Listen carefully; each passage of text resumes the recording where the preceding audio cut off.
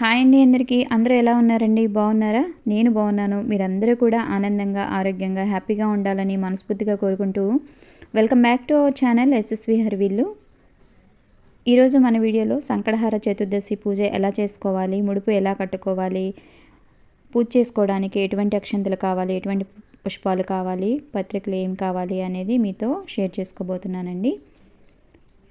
జనవరి 28వ తేదీన ఆదివారం తెల్లవారుజాము నుండి 29వ తేదీ తెల్లవారుజాము వరకు సంకటహార చతుర్దశి పూజ చేసుకోవడానికి అనుకూలంగా ఉందండి. అంటే 28వ తారీఖు పూర్తిగా సంకటహార చతుర్దశి పూజ చేసుకోవచ్చు. ఆ రోజు ఉదయాన్నే తలస్నానం చేసి యథావిధిగా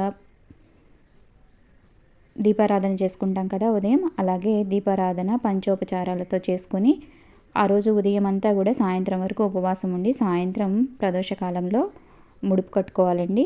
ఇది నేను యాంటిక్తో చేయబడినటువంటి గణనాథుడిని నేను తీసుకున్నాను. కల్పవృక్షం కింద ఆసీనుడైనటువంటి గణనాథుడిని నేను తీసుకున్నాను. నేను 2 years బ్యాక్ ఒక ముడుపు కట్టుకున్నానండి. ఆ ముడుపులో ఉన్నటువంటి కోరిక నాకు 6 నెలలు తిరగకుండానే నాకు కోరిక తీరింది. మంచి రిజల్ట్ వచ్చింది. అదే నమ్మకంతో నేను మళ్ళీ ఈ మధ్యకాలంలో మళ్ళీ ముడుపు కట్టానండి. మీకు వీడియోలో ఇందాక చూపించాను కదా, ఆ ముడుపు కట్టుకున్నాను. ఆ ముడుపులో ఉన్నటువంటి కోరిక కూడా నాకు తీరిందండి. చాలా హ్యాపీగా అనిపించింది. ఈ విషయాన్ని మీ అందరితో షేర్ చేసుకుందామని చెప్పేసి వీడియో చేస్తున్నాను. 28వ తేదీన ఆదివారం రోజున సంకటహార చతుర్దశి. మన ఫ్యామిలీలో ఎవరికైనా కూడా తీరనటువంటి కోరికలు ఉన్నట్లయితే ఆ రోజున ముడుపు కట్టుకుంటే మంచి రిజల్ట్ ఉంటుందండి. ఇది నా అనుభవంతో నేను చెప్తున్నాను.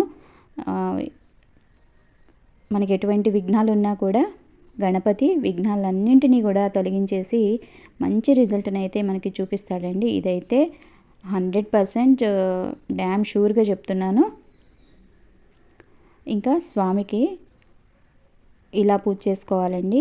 స్వామికి ముఖ్యంగా కావాల్సినవి ఎర్రటి పువ్వులు కావాలి, గరిక కావాలి, ఎర్రటి అక్షంతలు కావాలండి. స్వామికి మనం పూజ చేసుకునేటప్పుడు వస్త్రాన్ని కూడా సమర్పించుకుంటాం కదా, అది కూడా ఎర్రటి కుంకుమతో మనం చేసుకోవాల్సి ఉంటుంది. ఎర్రటి అక్షంతలు కావాలి అంటే కొంచెం బియ్యం తీసుకోవాలి. బియ్యంలో కొంచెం ఆవు నేతిని వేసుకొని కొంచెం కుంకుమ వేసుకొని కలుపుకోవడమే ఎర్రని అక్షంతలు తయారవుతాయి అన్నమాట. ఈ ఎర్రటి అక్షంతలు ఎందుకు కావాలి అంటే మనకి కోరిక చాలా బలంగా ఉంటుంది కదా, మనకి చాలా లేట్ అవుతూ ఉంటుంది. ఆ కోరిక చాలా బలంగా ఉందని చెప్పడానికి స్వామికి నిదర్శనం అనమాట. ఇటువంటి అక్షంతలతో స్వామికి మన మనసులో ఉన్నటువంటి కోరిక చెప్పుకుంటూ అష్టోత్తరంతో పూజ చేసుకోవాలి. ఎర్రటి మందార పువ్వులు, గరిక కావాలండి. మా దగ్గర ఎర్రటి పువ్వులు లేవు అనుకున్నారనుకోండి, ఉన్న పువ్వులతోనే పూజ చేయండి. గరిక లేదు అనుకున్నారనుకోండి, వినాయక చవితికి మనం 21 పత్రికలతో పూజ చేస్తాం కదా, ఆ 21లో ఏది దొరికినా కూడా పూజ చేసుకోవచ్చండి. ముఖ్యంగా కావాల్సింది గరిక. అవి లేనప్పుడు ఇవే ఉన్నాయి స్వామి అని చెప్పేసి పూజ చేసుకోవడంలో తప్పేమీ లేదండి.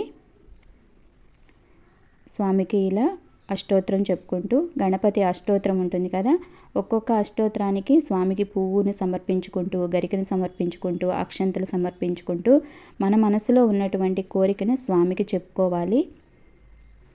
ఎర్రని అక్షంతలతో స్వామికి పూజ చేసుకోవాలండి.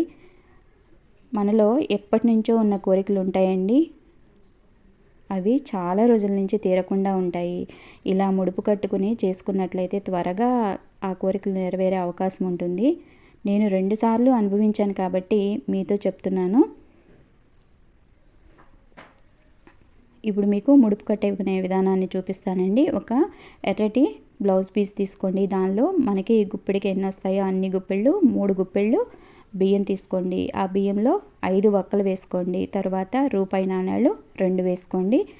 ముడుపు కట్టుకోవాలి. ఈ ముడుపు కట్టుకునేటప్పుడు మన మనస్సులో ఏ ఆలోచనలు లేకుండా మన కోరికను చెప్పుకుంటూ స్వామికి ముడుపు కట్టుకోవాలి. ఎవరితోనూ మాట్లాడకుండా చాలా శ్రద్ధగా కట్టుకోవాలండి. స్వామి, నా కోరిక ఇది, నా కోరికను తీర్చుతండి, విఘ్నాలు లేకుండా నా మనసులో ఉన్నటువంటి కోరికను తీర్చు అని మన కోరికను స్వామి ముందు చక్కగా ఈ మూట రూపంలో పెట్టి అలా స్వామి దగ్గర ఉంచుకోవాలి.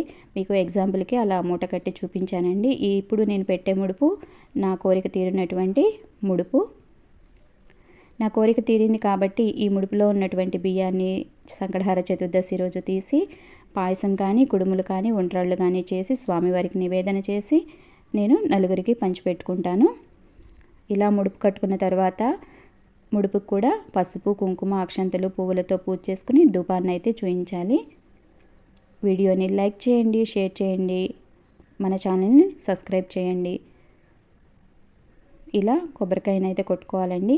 ఇంకా స్వామికి ఇష్టమైనటువంటి కుడుములు ఉండ్రాళ్ళు బెల్లం అరటిపళ్ళు ఇలా స్వామికి నివేదన చేసుకోవచ్చండి. మన దగ్గర ఏవైతే ఉంటాయో అవి పెట్టుకొని స్వామికి నివేదన చేసుకోవచ్చు.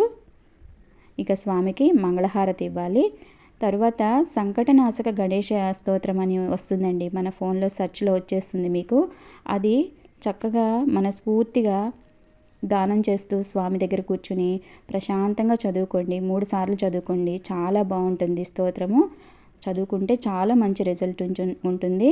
మన కోరిక ఎంతైతే బలంగా ఉంటుందో మన సంకల్పం కూడా అంతే బలంగా ఉండాలండి. మెయిన్ కావాల్సింది ఏంటంటే నమ్మకంతో చేయాలి. నేను ఆ నమ్మకంతో చేశాను కాబట్టి నాకు మంచి రిజల్ట్ వచ్చిందని నేను నమ్ముతాను. ఈ రిజల్ట్ని మీ అందరితో షేర్ చేసుకుని మీలో ఎవరికైనా కోరికలు తీరని కోరికలు ఉంటే ఇలా ముడుపు కట్టుకుని చేసుకుంటారని 2 రోజుల ముందుగానే నేను వీడియోని అప్లోడ్ చేస్తున్నాను. ఈ వీడియో మీకు నచ్చినట్లయితే మీ ఫ్రెండ్స్కి ఎవరికైనా కూడా షేర్ చేయండి. మంచి ఫలితాన్ని అనుభవించండి. మరొక వీడియోతో మళ్ళీ కలుస్తాను.